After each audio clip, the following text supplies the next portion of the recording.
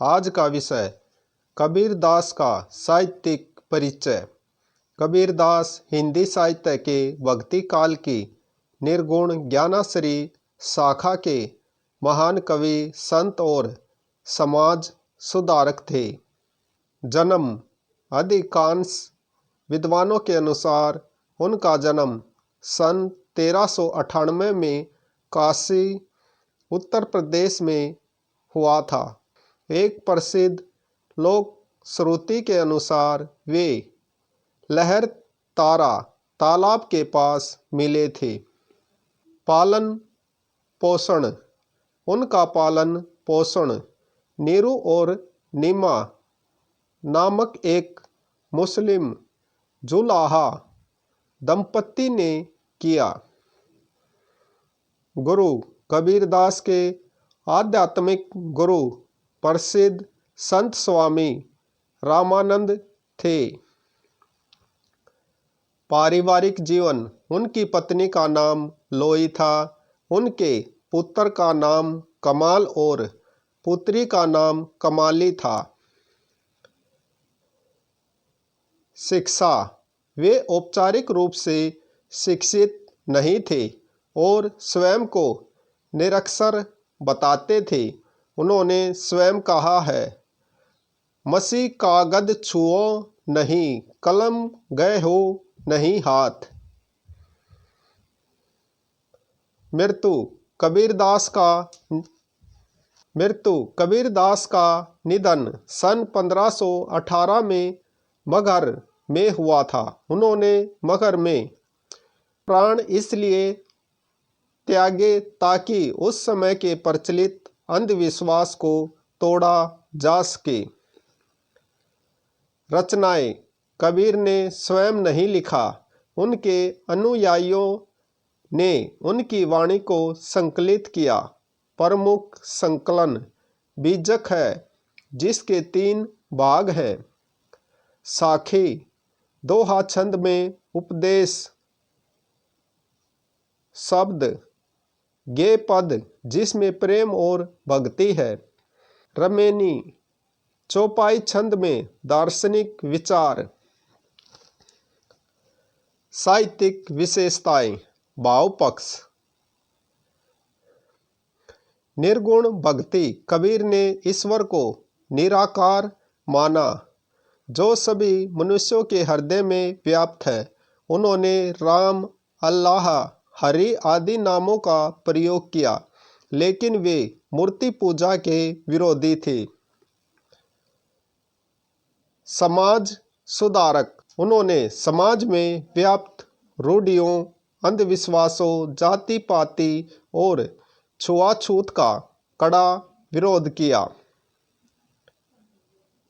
गुरु का महत्व कबीर के साहित्य में गुरु को ईश्वर से भी ऊंचा स्थान दिया गया है, जो ज्ञान देकर ईश्वर तक पहुंचने का मार्ग दिखाते हैं।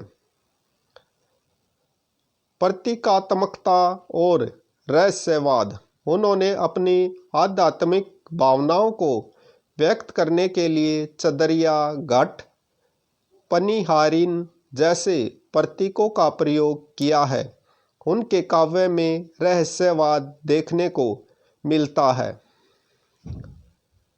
मानवतावाद और प्रेम कबीर के साहित्य का मूल मंत्र प्रेम है। उन्होंने कहा है कि 2.5 अक्षर प्रेम का पढ़े सो पंडित होए। माया कबीर ने माया को महाठगनी कहा है, क्योंकि यह अपनी मोहनी शक्ति से ज्ञानी और अज्ञानी दोनों को ठग लेती है। उन्होंने लिखा है, माया महा ठगनी हम जानी। कठोर व्यंग्य वे पंडितों और मुल्लाओं दोनों को उनकी कुरीतियों पर सीधे तीखे व्यंग्य के माध्यम से चोट करते हैं। मूर्ति पूजा और कर्मकांड पर चोट। मूर्ति पूजा पर उन्होंने तीखा व्यंग्य किया। पाहन पूजे हरि मिले तो मैं पूजूं पहाड़। उनका तर्क था कि पत्थर को पूजने से बेहतर चक्की को पूजना है, जो कम से कम पेट भरने के लिए अनाज तो पीसती है।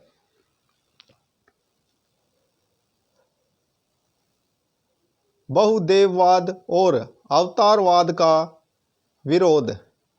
एकेश्वरवाद के प्रबल समर्थक थे और उन्होंने बहुदेववाद तथा अवतारवाद का तार्किक और कड़ा विरोध किया। क्रांतिकारी दृष्टिकोण। तत्कालीन समाज में व्याप्त पाखंडों और अंधविश्वासों में उन्होंने निर्भीकता से प्रहार किया, जिसके कारण उन्हें मध्यकाल का सबसे बड़ा क्रांतिकारी कवि माना जाता है। दोहा और पद शैली। कबीर का काव्य मुख्य रूप से दोहो शब्द और रैमनी के रूप में है, जो गेय है। उल्ट बांसियाँ। उल्ट बांसियाँ उनके साहित्य का सबसे विशिष्ट और रहस्यात्मक हिस्सा है। इनका शाब्दिक अर्थ उल्ट वाणी होता है। यह एक ऐसी काव्य शैली है जिसमें लोक व्यवहार या प्रकृति के सामान्य नियमों के विपरीत बातें कही जाती हैं, ताकि पाठक का ध्यान खींचकर उसे गहरा आध्यात्मिक संदेश दिया जा सके। कला पक्ष। सदुकड़ी या पंचमेली खिचड़ी भाषा। कबीर की भाषा में हिंदी, राजस्थानी, पंजाबी, अरबी, फारसी और भोजपुरी जैसे कई क्षेत्रीय बोलियों का मिश्रण है। रस। इनके काव्य में शांत और भक्ति रस देखने को मिलता है। काव्य गुण। इनके काव्य में प्रसाद गुण देखने को मिलता है। शब्द शक्ति। इनके काव्य में अभिधा शब्द शक्ति देखने को मिलती है। छंद। इनके काव्य में दोहा व चौपाई छंद देखने को मिलता है।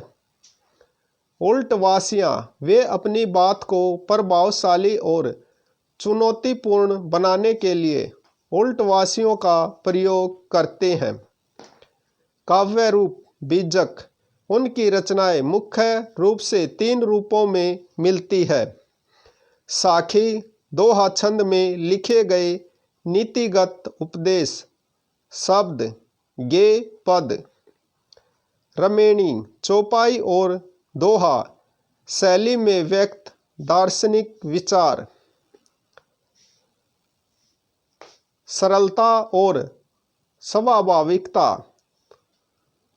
अनपढ़ होने के कारण उन्होंने काव्य शास्त्र के नियमों का जानबूझकर पालन नहीं किया, फिर भी उपमा और रूपक जैसे अलंकार उनकी वाणी में स्वाभाविक रूप से आ गए।